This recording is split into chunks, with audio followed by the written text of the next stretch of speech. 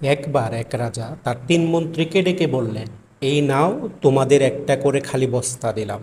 তোমাদের কাজ হবে বনে গিয়ে বিভিন্ন ফল কুড়িয়ে এই বস্তা ভরে নিয়ে আসবে।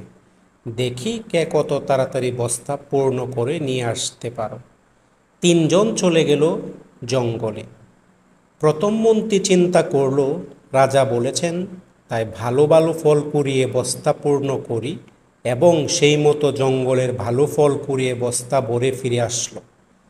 দ্বিতীয় মন্ত্রী চিন্তা করল, রাজা তো সব ফল দেখবেন না, তাই হাবিজাবি পচা ফল দিয়ে সে নিচের দিকে পূর্ণ করে উপরের দিকে শুধু কিছু ভালো ফল দিয়ে বস্তা পূর্ণ করলো এবং ফিরে আসলো। তৃতীয় মন্ত্রী চিন্তা করল, রাজার এত সময় কোথায় বস্তা খুলে খুলে দেখবে, সে শুধু দেখবে বস্তা পূর্ণ হয়েছে কিনা। জঙ্গলে মরা পাতা ঘাস কাঠ দিয়ে বস্তা পূর্ণ করে নিয়ে এলো।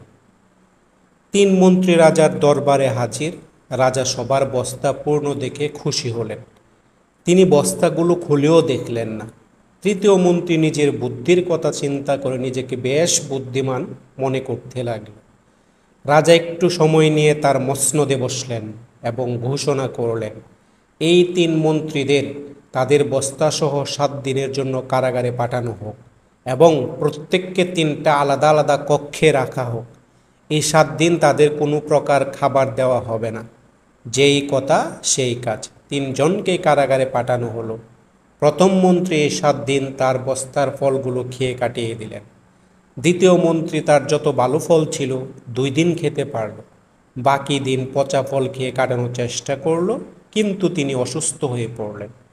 তৃতীয় মন্ত্রীর বস্তায় কোনো ফল ছিল না, তাই তিনি না খেতে পেরে কারাগারেই মারা গেলেন।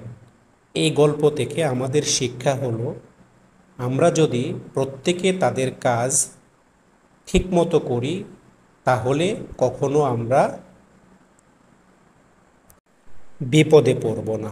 কিন্তু যদি আমরা আমাদের কর্মে ফাঁকি দিই তাহলে অবশ্যই আমাদের পস্তাতে হবে। তার মানে যেমন কর্ম তেমন ফল।